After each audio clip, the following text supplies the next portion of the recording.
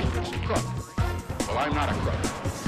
I will not have sexual relations. An absolutely perfect phone call.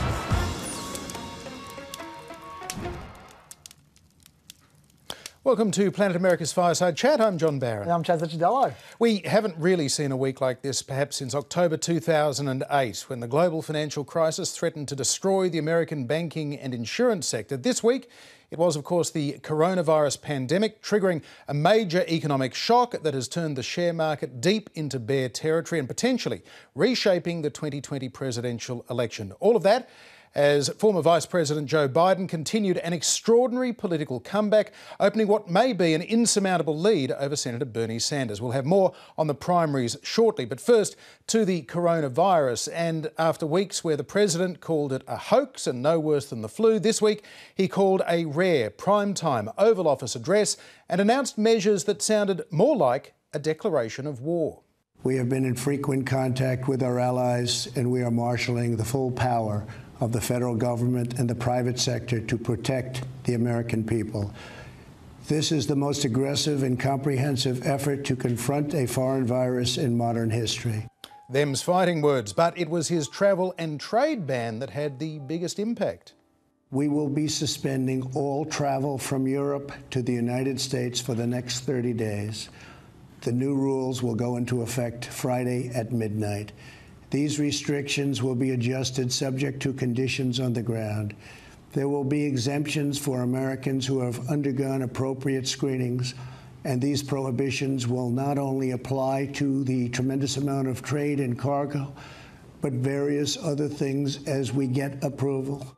Now, clearly these are high-stakes speeches, a high-wire act. The president seemed nervous and subdued, tightly scripted on the auto cue throughout. But this hot mic moment from before the address began showed there was certainly a lot of tension in the Oval Office, all over an ink stain. Is that right?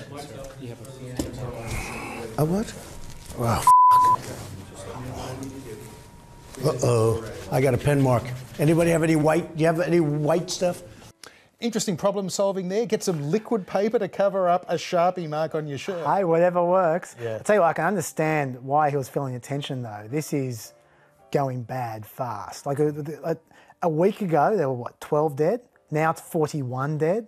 In terms of the current cases, I believe it's 1,672 at the moment. Supposedly, America is now capable of conducting 18,500 tests a day, which is becoming decent. But the Atlantic have been tracking down every test in America that they possibly can, and they've only found 7,617 tests conducted so far in total overall. And that's the big problem, isn't it? Because you just don't know how big the problem is if you aren't running enough tests. Right. There could be tens of thousands, hundreds of thousands of people out there with it. They just don't know. Yeah, which means we don't know at what stage of the epidemic or pandemic the United States is up to. Are they where Italy is, or are they where South Korea is, or are they their whole new thing? We don't know how many weeks in. And we've already got New York State, for instance, because they've got a cluster in New Rochelle, just outside of New York City.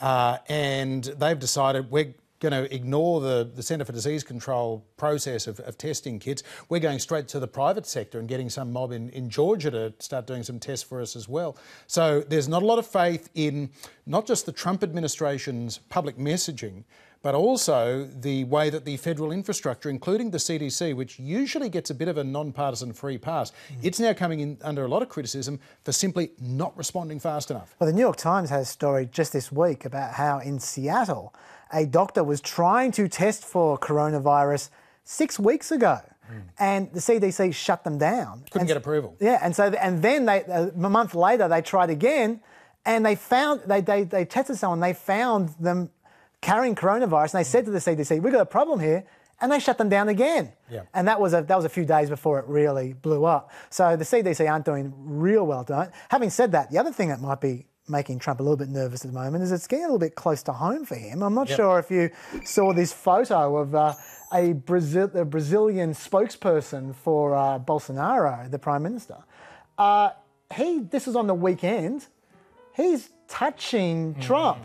And that was like 3 days ago, and he now has tested positive for COVID-19. So he made contact with Trump while probably carrying it. Now, I don't know if Trump's been tested or not. He has not been tested. He has been refusing to be tested. And if the New York Times earlier Friday is to be believed, President Trump apparently secretly fears that he has contracted COVID-19 from this Brazilian official, but he will not get tested as a result, which is a fairly bizarre situation. It's not a great idea because, obviously he could take out Pence as well if he's carrying it and doesn't get tested. Yeah, and we know that Donald Trump, and up until now, he's made light of it himself, the fact that he is a germaphobe, that he is always pump-packing the Purell and so on. But if he is still, he was refusing earlier in the week to cancel campaign events, rallies and so on. He has now cancelled a number of travel commitments that he has had, but no word on big rallies. But we know that this is changing American life very, very quickly with the cancellation, or at least the suspension of the National Basketball season, the baseball season. We've got Disney World and Disneyland. Tom Hanks in Australia getting sick.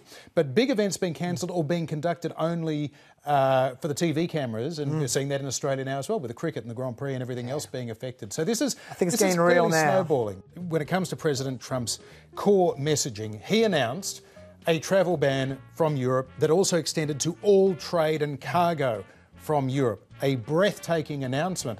Even more breathtaking, an hour later came the clarification from the White House. It's not such a travel ban as, Americans can keep coming back and trade will keep going. Basically, we're just stopping European tourists coming to America for a bit. Yeah, and he made another mistake as well, where he basically volunteered that the entire insurance industry would pay for everyone's treatment for COVID-19, and they didn't want to do that. They were saying, first they'd heard of it. Yeah, they were saying, no, we just said we'd pay for testing, not for treatment. And so there was a lot of embarrassing walkbacks for a speech with an auto cue. And it was clearly a very chaotic, last-minute sort of an approach. We understood that Jared Kushner, son-in-law and senior advisor to President Trump, and Stephen Miller were involved. Stephen Miller, who of course is renowned for seeing a travel ban as the answer to every problem that you can possibly come across. Hence the sort of deep xenophobic tone of talk of foreign viruses and so on. Well, they were actually blaming, at one point in time, Trump was specifically blaming Europe for America's problems, saying we had it all sorted out. They're all over there. They wash their hands. But anyway, on this European travel ban, there's a lot of controversy about this because Trump's own former Homeland Security advisor, Tom Bossett, said it isn't a good idea. He said there's little value to European travel restrictions, poor use of time and energy. Earlier, yes, now travel restrictions / screening are less useful. So that's his own Homeland Security advisor talking there. But having said that, the CDC have explicitly said that they think it would be of use. So that's not Trump going off on a limb. That's him listening to his own experts as opposed to his former expert.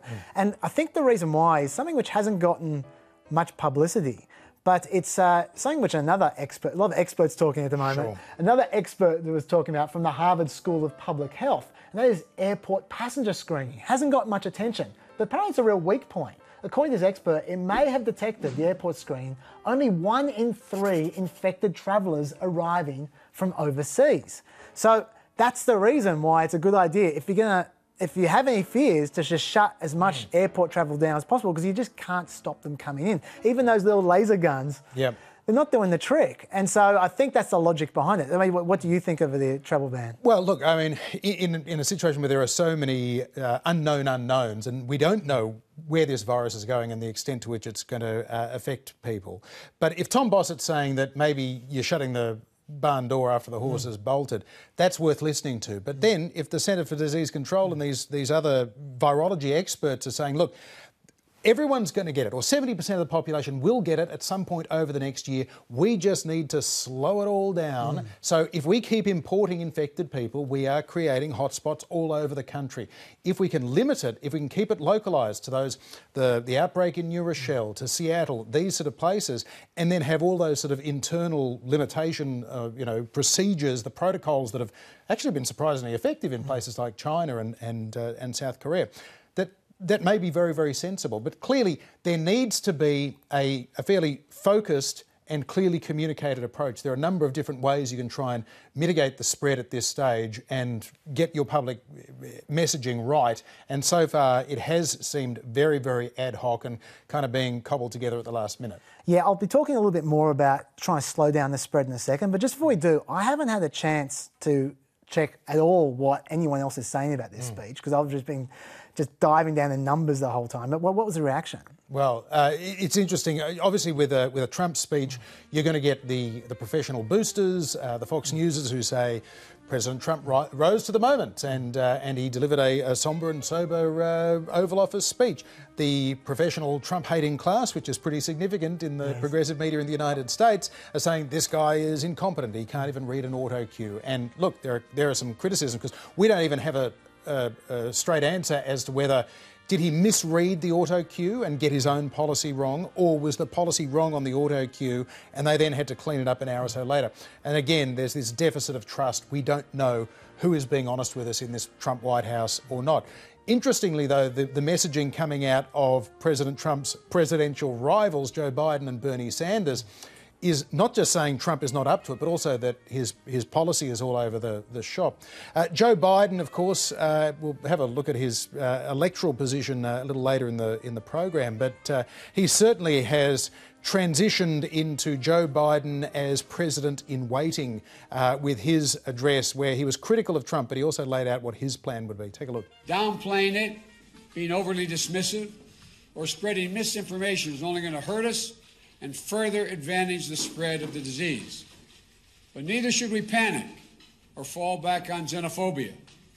Labeling COVID-19 a foreign virus does not displace accountability for the misjudgments that have been taken thus far by the Trump administration. Joe Biden's loving doing the presidential thing at the moment, isn't he? Yeah. He did that with his speech the other day as well, took it down a notch, more gravitas. This is maybe his response to people saying he's too old, saying, well, with it comes wisdom and experience and steadiness as well. Yeah, and that's where this does remind me quite a lot of when in 2008, as the financial markets were collapsing, Barack Obama seemed calm, steady, taking good advice from the best possible people dating back to the Clinton administration. John McCain was sort of all over the place, cancelling events, suspending his campaign, rushing back, but not having a basic grasp of economics. And that showed in that moment, and that was decisive, well, potentially at least significant, if not decisive, for Barack Obama. But this is Bernie Sanders' approach. Slightly different, not trying to be presidential as such, still trying to be Bernie, but essentially saying Trump's not up to this, the Congress should step in and take over the running on this. Because President Trump is unwilling and unable to lead selflessly, we must immediately convene an emergency bipartisan authority of experts to support and direct a response that is comprehensive, compassionate, and based first and foremost on science and fact. In other words, Congress, in a bipartisan manner, must take responsibility for addressing this unparalleled crisis. Yeah, Bernie Sanders, he likes to bring things back to policy as much as possible. And yeah, I can see he did that again.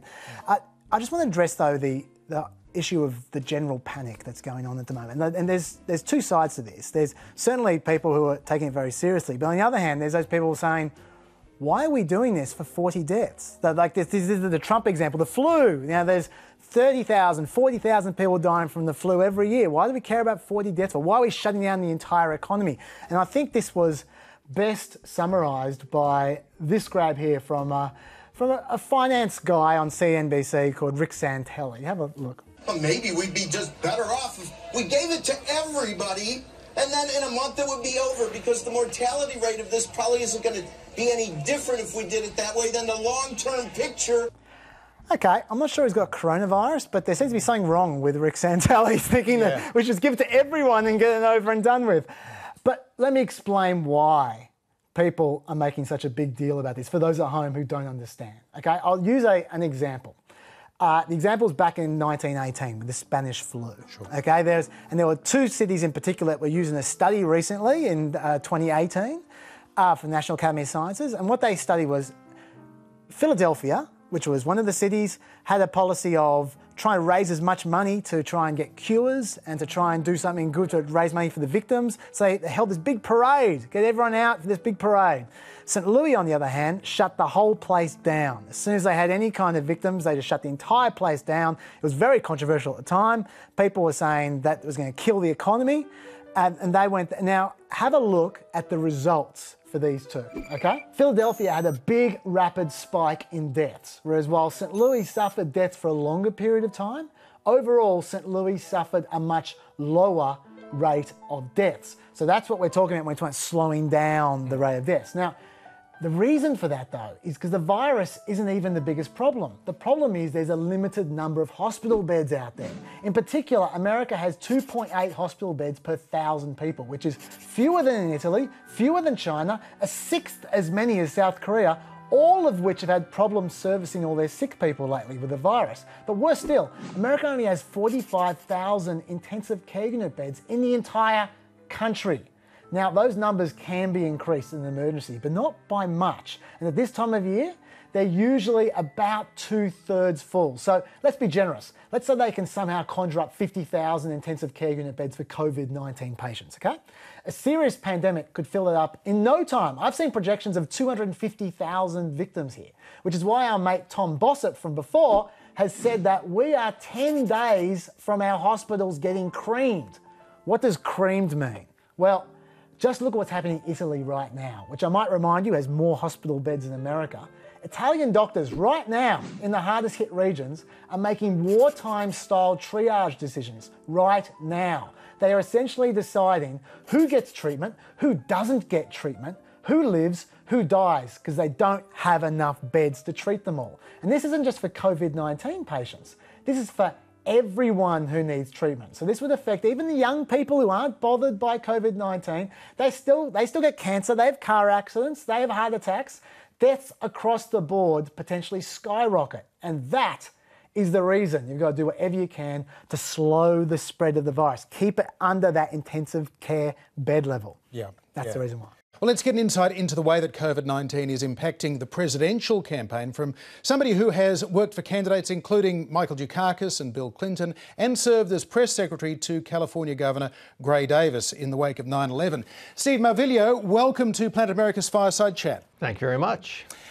As much as you can possibly put aside your own partisan urges on all of this, having seen President Trump's speech to the nation the other night, how effective do you think that has been, and how effective has his broader communication strategy around COVID-19 been?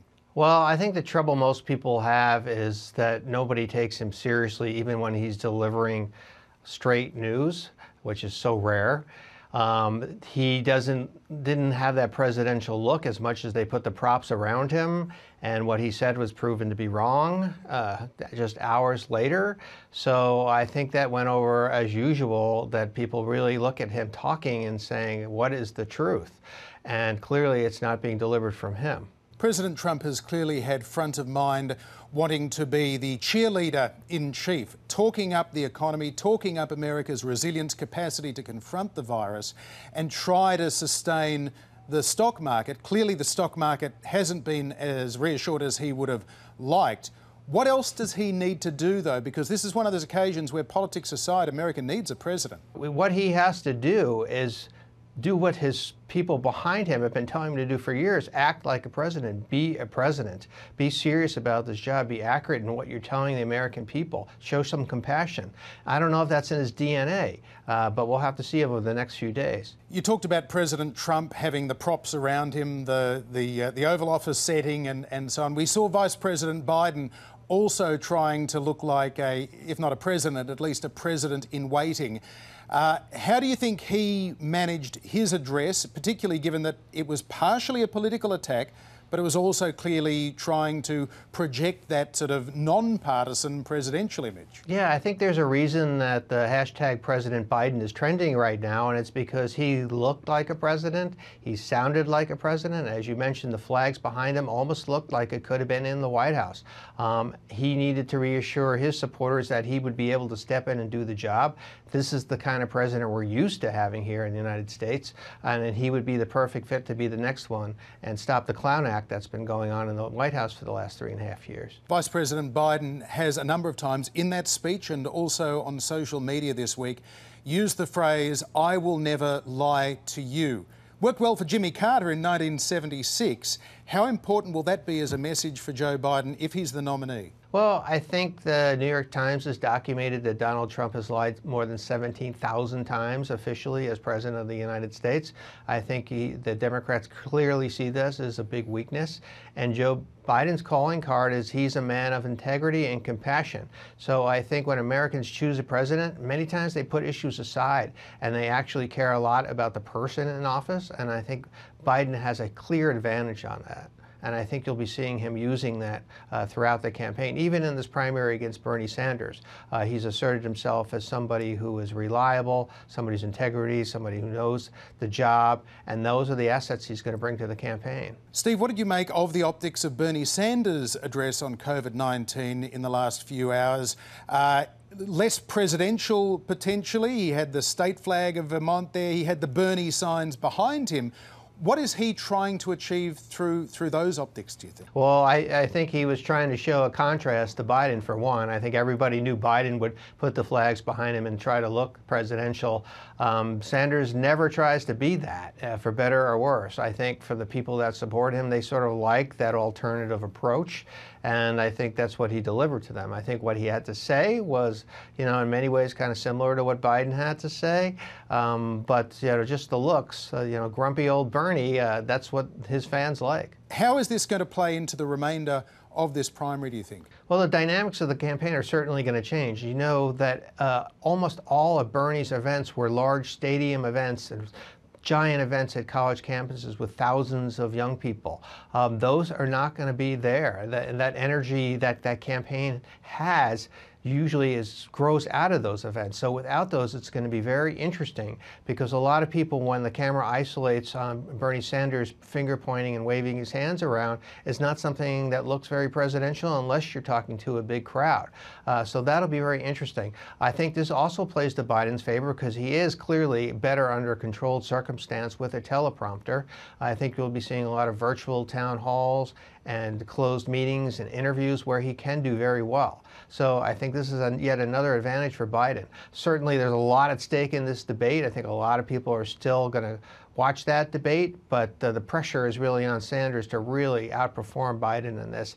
And I don't know if he can achieve that in an hour and a half. Is it your expectation, Steve, that Bernie Sanders will be attacking Joe Biden, or will it be an audition to see who of the two of them can more effectively attack President Trump? What's the dynamic going to be? You know, I think it's going to be a little of both. I think neither of them can resist the opportunity to needle each other about their various positions. It's been said that they actually like each other because they've served together for a period of time. So I think we'll see less about personality than we would if it's a Democrat and Trump, for example. Yeah, I don't think you'll hear any name calling, but I think you will see two very different visions.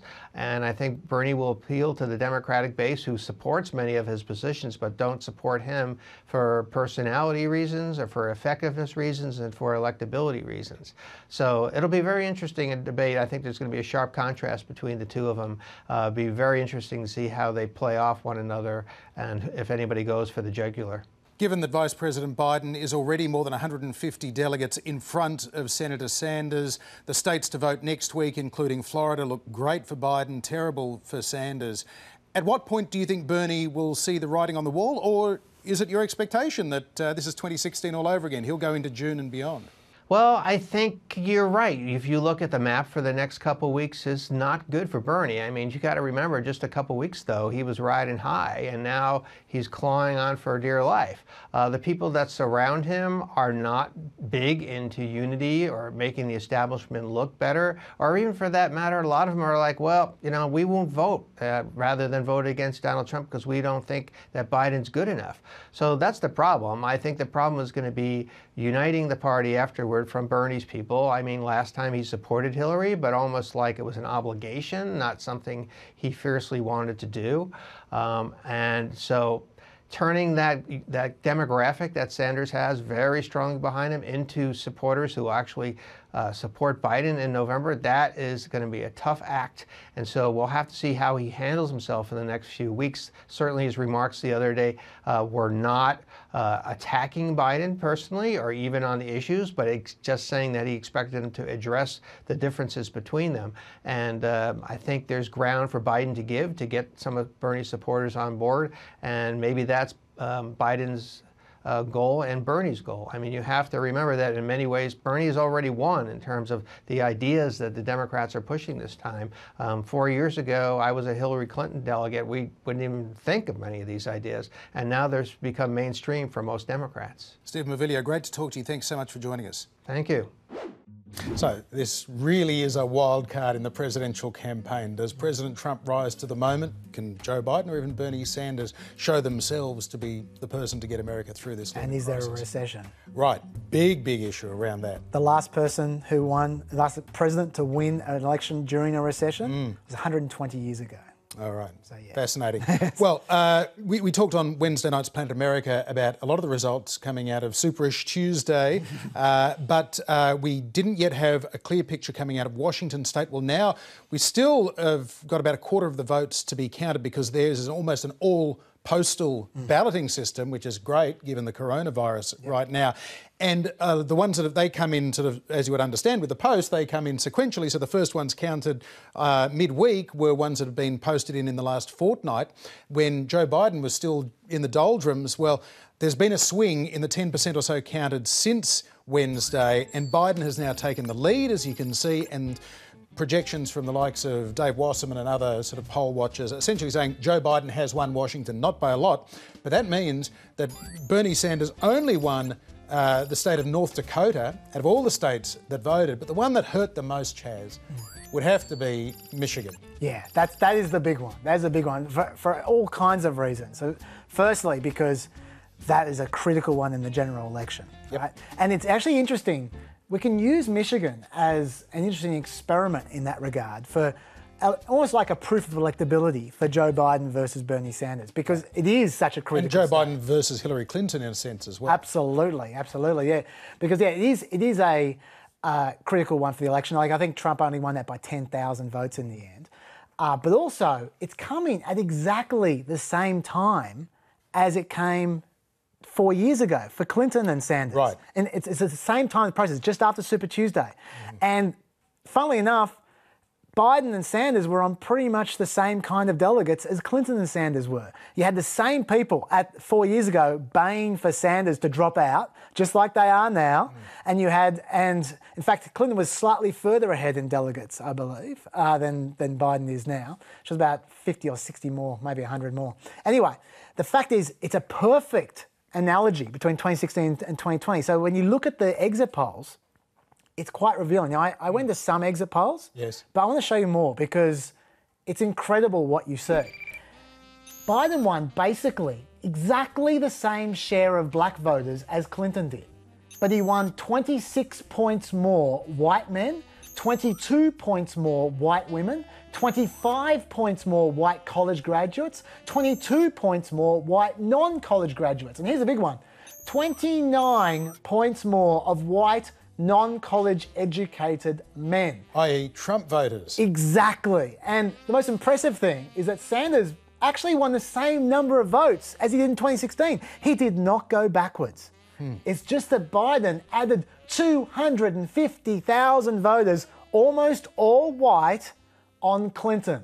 So how worried do you think Trump should be about that?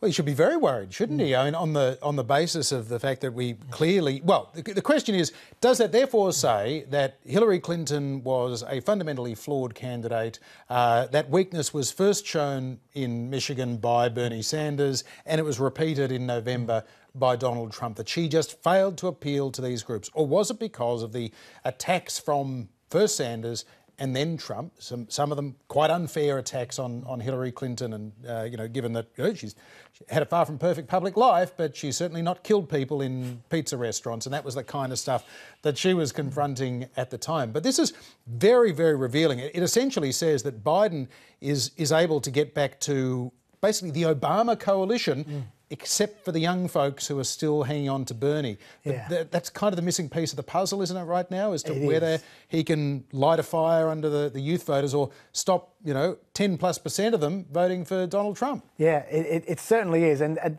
I feel like people are just rushing past that because they go, oh, it doesn't matter, kids don't vote anyway. But enough of them vote to win an election or to lose an election. Yeah. And it's one thing to say, well, they're not going to vote for Trump. But if they stay home, Yeah. that's a big deal. That's a big deal. Okay, so the state of the race right now, there's still some delegates being apportioned from both Washington State and even from California last week. They're still figuring out the final numbers there. But essentially, Joe Biden is now about 150 delegates in front of Bernie Sanders. Yeah. But given that you've got 1,991 to win, and we're talking about candidates, around 800, around 700, why is there this rush to say it's all over, go home? Well, yeah, that's a good question because there certainly is a rush. I mean, have a look at James Carville, for instance. Let's shut this puppy down and let's move on and worry about November. This thing is decided. There's no reason to keep it going, but not even a day longer. And if that wasn't blunt enough, and I thought that was blunt enough, Joe Biden's angel, James Clyburn, went a step further, not only calling for the primary to be shut down, but also saying they should cancel the next debate. Now, I feel that's a little bit over the top, I have to say. What do you think? I think it's strategically not very clever to at this point start pressuring Bernie Sanders. It's always when you've got a campaign that has been driven by emotion, by passion. Bernie Sanders has an incredible level of enthusiasm amongst his supporters. But he just hasn't been able to expand that base beyond about 35% of the Democratic electorate. We've seen that in the last couple of weeks. Bernie, from his tone in his couple of speeches this week, didn't speak on election night, spoke the next morning. It was a very different tone from Bernie. With the COVID-19 outbreak, he's cancelled rallies. So he's not going to get the same lift that he would get from seeing those thousands of young Bernie supporters.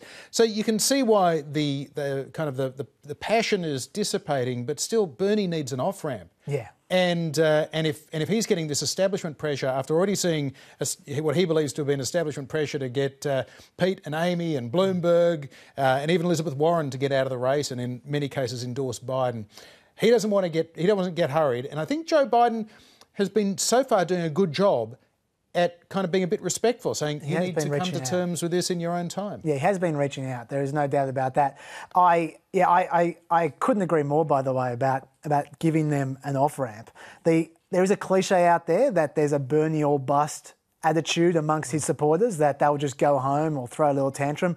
The polling does not bear that out at all. Harry Enton from CNN had an interesting one the other day where he pointed out that 90% of Sanders supporters who are under 44, so we're talking about the kids here, they say they'll support Biden in November. Only 7% said Trump. So that's a pretty good result. Yep. They're on side now. But if you push them and you antagonise them, they may not stay on side. Right. So what's the point? Which is, what's to an extent, the mistake that the people around Hillary Clinton made. They never took Bernie seriously. And maybe it helps from Biden's point of view that Bernie became the front runner. They had a moment there for a week or two after Nevada where it looked as though Bernie could be the nominee. So now maybe Joe Biden is not taking this same sense of entitlement that Hillary Clinton and the people around her had 4 years ago. They're taking Bernie seriously and respectfully. And so maybe, yes, particularly with the weekend debate coming up, it's going to be fascinating to see if this is the last roll of the dice for Bernie Sanders. Does he just take his shot, in the ninth round with a haymaker, trying to bring Joe Biden down, or does he essentially try and provide an exit interview for Joe Biden and say, if you can move to these positions on these core issues, I think we can unite and move forward with you as our nominee? I don't think it's over for Bernie Sanders yet. I really don't. I'll give you some numbers to illustrate what I'm talking about. Now, I agree that things are dire at the moment. According to Harry Enton again at CNN, out of the states that haven't voted yet, Biden is leading 60% to 29%. That's tough to come back from. But, like you said, the delegates are closer than people think. Sanders is only 150 delegates away. He just needs to win 57% of the remaining delegates to pass Biden. That is not impossible. Biden's been doing more than that so far himself. Now, if Biden smashes next week as well, it starts to become hard for Sanders. Sanders would then need to win 66% of the remaining delegates to catch up, and that is becoming impossible. But until then, I don't know why he would drop out. I mean, the stranger things have happened than to catch up, and stranger things happened 2 weeks ago. Yeah. Let's look at this. Illinois, Ohio, and Arizona are the ones that are coming up. Forget Florida. Sanders is never going to win that. Yeah. But those three are coming up next week. Yep. Sanders is no less likely to win them than Biden was to win Massachusetts, Maine, and Minnesota 2 weeks ago. Bold prediction. I'm not saying he will. I'm No, just saying if neither am I. I'm just saying if Biden has a meltdown during the debate, would you say he couldn't possibly? He could. If he has a meltdown during the debate, Democrats could panic, and then all of a sudden they might just turn back. I wouldn't put it past the point of possibility. Anything is possible, Yeah. although Joe Biden, he didn't melt down in the first 11 debates of the Democratic campaign. true. He performed very strongly. He beat Paul Ryan in the vice presidential debate of 2012. He beat Sarah Palin in the vice presidential debate of 2008. 12 years ago. 12 years ago, yeah. And we talked about all these claims of dementia around Biden from Trump supporters and some Sanders supporters and some Russian bots, etc. Neither of us buy into that, but having covered Joe Biden, having interviewed Joe Biden during that 2007-2008 campaign, I look at Joe Biden today in his late 70s as opposed to Joe Biden in his mid-60s. Joe Biden's lost a step. Yeah. But find me a 77-year-old who hasn't lost a step from their early to mid-60s.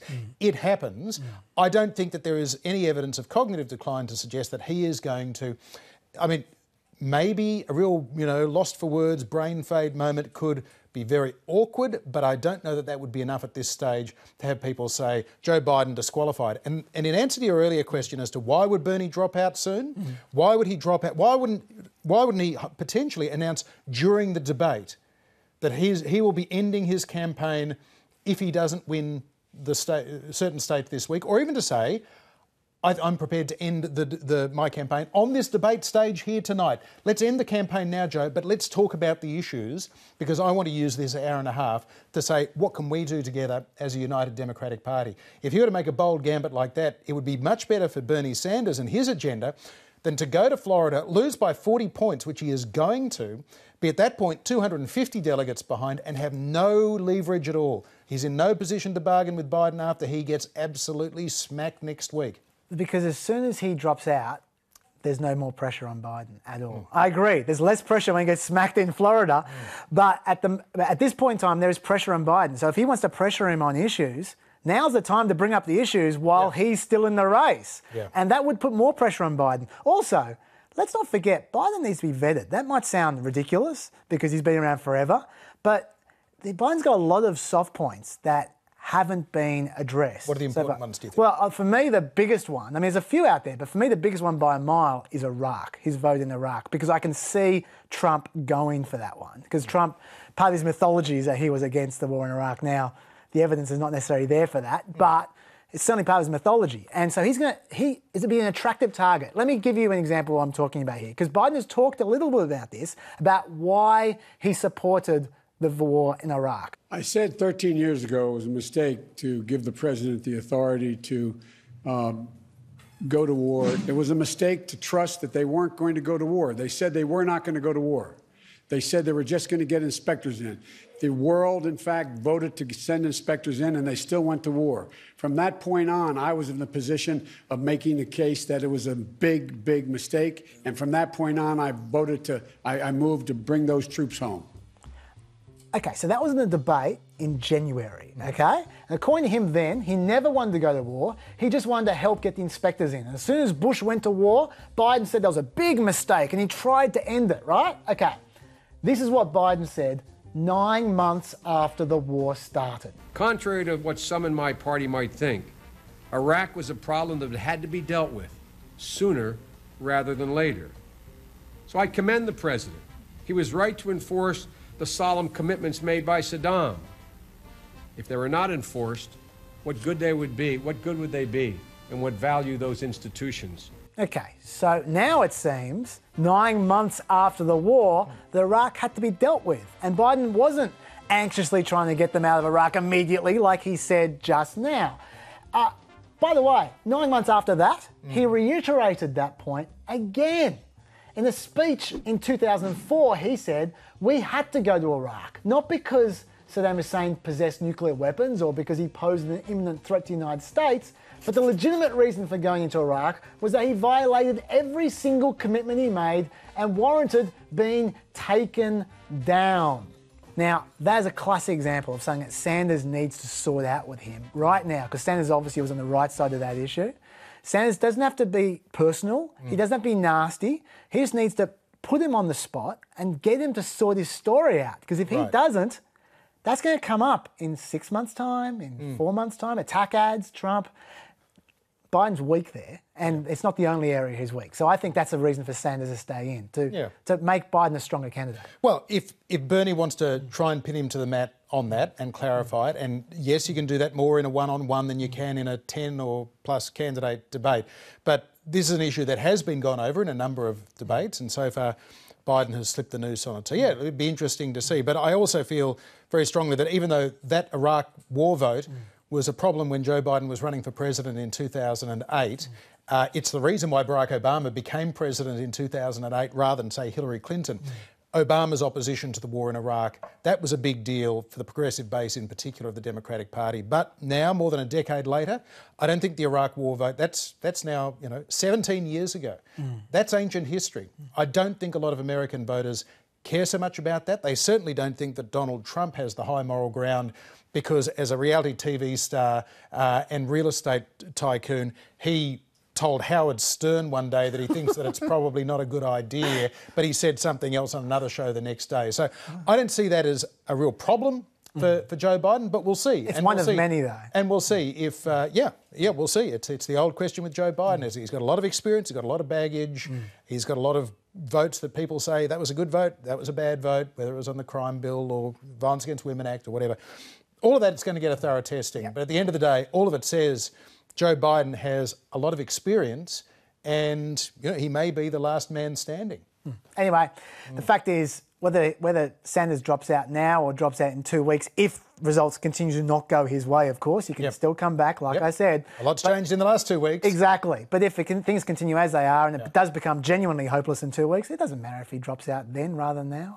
There's no need to kick him out the door. Yeah, except every dollar they spend beating Bernie now is a dollar they don't spend trying to beat Trump in November. Sure. So there will be a lot of pressure on Bernie to get out. But we'll find out in the fullness of time, as we will with so many things, Chas. Yes, we will indeed. I think we're out of time. We are. Yeah.